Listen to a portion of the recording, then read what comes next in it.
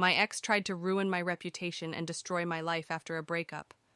But she didn't know I had proof of a corporate fraud that would land her in jail. I, 28 male, had this crazy falling out with my ex, and it turned into the kind of drama that feels straight out of a messed up soap opera. I was living in my small apartment, working a decent job, at a mid-sized company, trying to figure out adulthood like everybody else.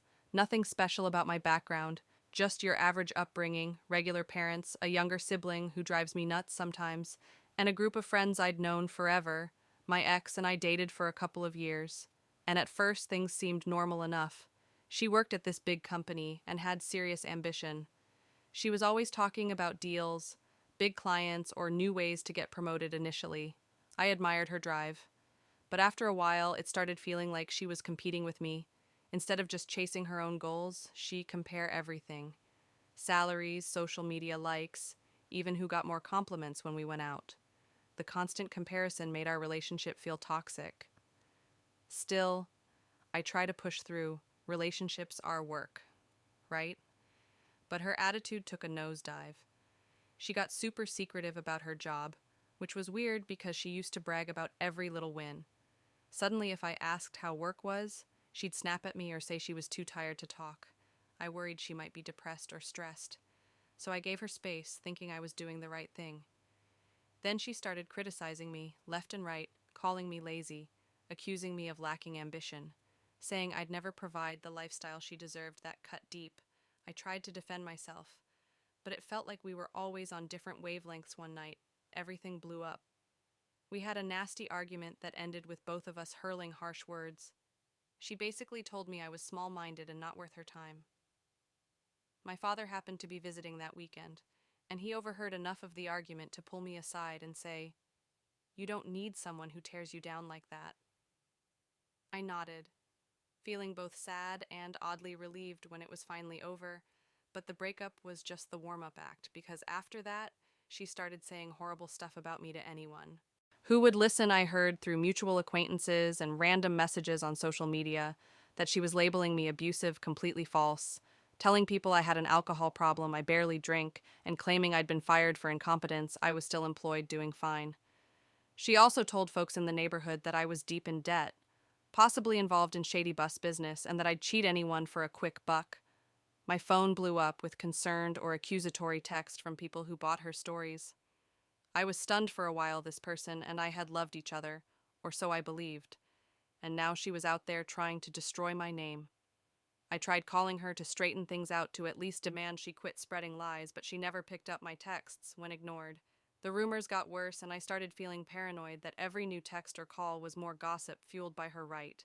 When I felt the lowest, I discovered something that changed the whole game in a dusty box of leftover stuff she'd forgotten. At my place, I found these suspicious documents from a workplace. At first, I barely noticed them, just assumed they were random office printouts. But a friend of mine who works in finance took one look at them and said, "Dude, this looks like it could be evidence of someone forging numbers if these documents are legit. It's corporate fraud." I had no idea how serious that was, but he explained it could mean a felony if she was altering financial reports or forging signatures. My ex, who was busy trashing my reputation, might have committed a major white-collar crime talk about a plot twist. I felt torn. Part of me wondered if I should just discard the papers and move on, but then I remembered the hateful lies she was blasting about me all over town. She was basically trying to wreck my life for the crime of breaking up with her. I shared the discovery with my father and mother. My father, ever the old school guy, thought we should resolve it quietly, but my mother was like, "Don't let her get away with lies and possible crimes." She insisted I talk to a lawyer, and looking back, that was the smartest move. So I found a lawyer who handled civil cases and had connections to criminal law experts. I laid out the story, the breakup, the defamation, the weird documents he poured over them, and I remember his eyebrows shooting up.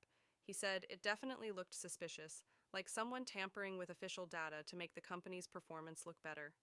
His immediate advice was not to do anything illegal with the info, no blackmail or intimidation, because that could backfire on me, but if she continued slandering me, I had the right to defend myself.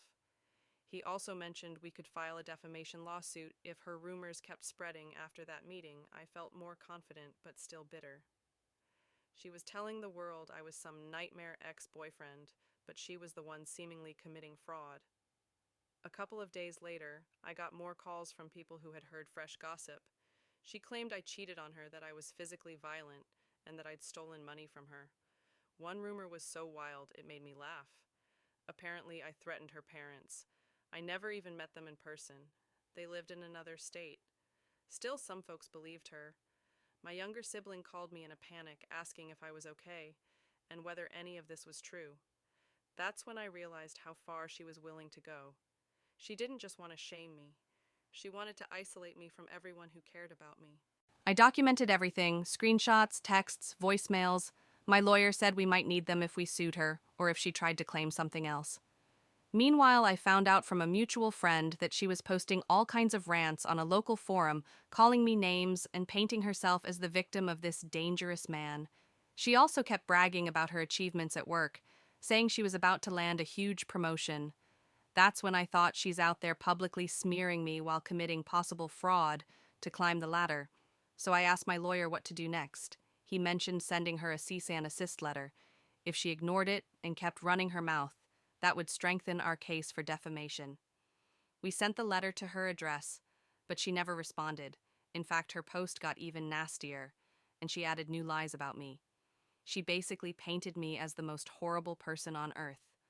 That was the last straw. I went to my lawyer again, and we prepared to file a defamation complaint.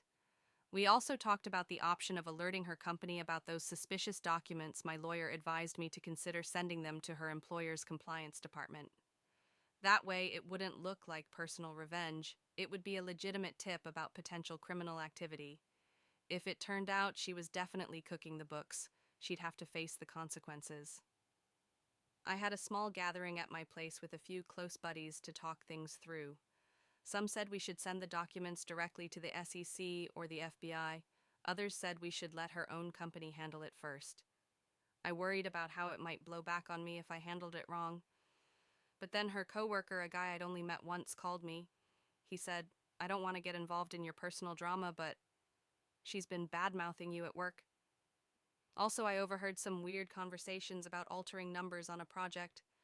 People are getting nervous. That confirmed for me that these documents might be the tip of a big iceberg. I decided to send them to her company's compliance officer. I wrote a brief, professional-sounding letter, explained I'd found some documents that looked off, and that I just wanted to do the right thing.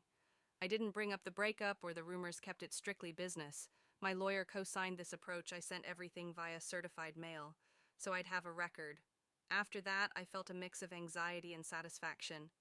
I didn't know if they'd take me seriously, but at least I'd done something proactive. About a week later, I got the return receipt showing they'd received it. Next thing I knew, my ex started blowing up my phone. We hadn't spoken since the breakup, but suddenly she was calling non-stop. I ignored every call. She left voicemails where she was basically screaming, "How could you do this to me, and you're trying to ruin my life?" She also texted me, threatening me one minute and begging the next. It was a roller coaster of anger and desperation. Turns out her company had placed her on administrator leave while they investigated all that bragging about a promotion gone. She was panicking. Meanwhile, my younger sibling told me she posted online that I was blackmailing her to get her back. She claimed I forged those documents myself. I almost rolled my eyes out of my head, reading that there's a big difference between forging a random piece of paper at home and forging official corporate forms full of data I didn't even understand. But she was spinning any story she could, trying to salvage a reputation. My lawyer told me to stay silent online if I started refuting her on social media. It could muddy the waters legally, so I just watched from a distance as she dug herself deeper. Then the company's compliance department asked if I'd be willing to meet with them. I brought my lawyer, and we sat down in a neutral office. They asked how I got the documents, why I suspected fraud, and whether I had any more info. I told him the truth. I found the stuff in a box she left behind. Had no clue what it was at first, but a friend pointed out it looked sketchy. They assured me they'd investigate thoroughly, and if they found criminal activity, they were obligated to report it to law enforcement. Only a few days passed before everything spiraled for her at work. Word spread that she was suspected of fraud, and apparently some coworkers came forward saying she'd tried to get them to sign off on weird numbers. Her career started imploding. She showed up at my apartment one evening, banging on the door, screaming that we needed to talk. I refused to open up, telling her through the door to call my lawyer if she had something to say. My neighbor eventually told her to leave, or he'd call the cops. She stomped off yelling about how I was a terrible person. I won't lie. Part of me felt a twisted relief seeing her lose that smug confidence she'd always had.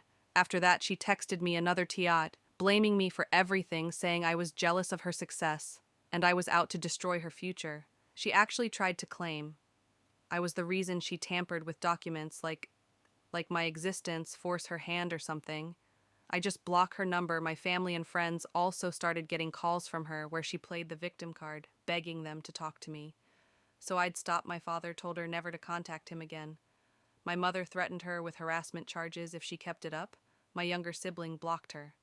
She got more desperate, showing up at places I usually hung out, trying to corner me in parking lots or diners. It felt borderline dangerous. My lawyer suggested, did we consider a restraining order if she kept it up? Then I got a call from a detective. He was looking into white-collar crimes at her company and wanted my statement. My heart pounded, but my lawyer reminded me it was a good sign they considered me a witness, not a suspect during our meeting. I explained exactly how I found the papers. The detective said they believe she and possibly others were inflating numbers to hit targets, but she was at the center of it. This was now a criminal matter. It felt real, like something out of a movie. As the investigation ramped up, the rumors about me died down. People saw she was in legit trouble. Even those who initially believed her lies realized maybe she wasn't the most reliable source. Her meltdown got louder, but fewer people were listening. She posted more rants online claiming I'd ruined her life. My lawyer and I moved forward with a defamation case just to get an official statement clearing me of her garbage claims. It could take a while, but I was fine with that. I had time. Eventually, she was officially charged with corporate fraud. The evidence was too strong: falsified documents, witness accounts, maybe even electronic trails of her messing with data. She tried to say she was innocent, but apparently the company's internal findings and the detective's work were airtight. I heard she might try to take a plea deal. The irony was mind-blowing. She called me lazy and incompetent. But there she was facing possible prison time. One of the final scenes of this wild saga was her initial court hearing. I wasn't required to go, and I decided to skip it. I'd had enough drama. She pleaded not guilty at first, but people at the courthouse said the prosecution had stacks of evidence. My guess is she'll either cop a plea or end up convicted. Either way, her shiny corporate career is toast. As for me, I'm just relieved the truth came out. My friends mostly rally behind me, though I lost contact with the few who chose to believe her nonsense. Early on, my parents are proud I stood my ground without sinking to her level of public mudslinging. Yeah, it's a bummer. We ended up here, but I remind myself she made her own choices. If she hadn't tried to ruin my reputation, if she had just accepted the breakup and moved on, I never would have dug into those documents or shown them to anyone. She brought that downfall on herself these days. I'm focusing on rebuilding. I try not to let the drama define me. I still talk with my lawyer from time to time about the defamation suit, but that I'm not obsessing over it. I'm more interested in living my life without looking over my shoulder every 5 seconds. I learned a hard lesson about trusting people who show red flags, even if they're subtle. At first, one thing's for sure: I'll never let someone else have that kind of power over me again. So, yeah, that's my messed up story. I never thought I'd deal with such an extreme meltdown from someone I once cared about, but it happened, and I survived it. Moral of the story: if someone's going full throttled trying to tear you down, gather your evidence, stay calm, and let the facts speak for themselves, because in my case, the truth ended up being way more destructive to my ex than any rumor she could have spread about me. She never realized I had the smoking gun that would blow up her entire house of cards, and now she's living with the consequences of her own messed up decisions while I'm finally free to move on.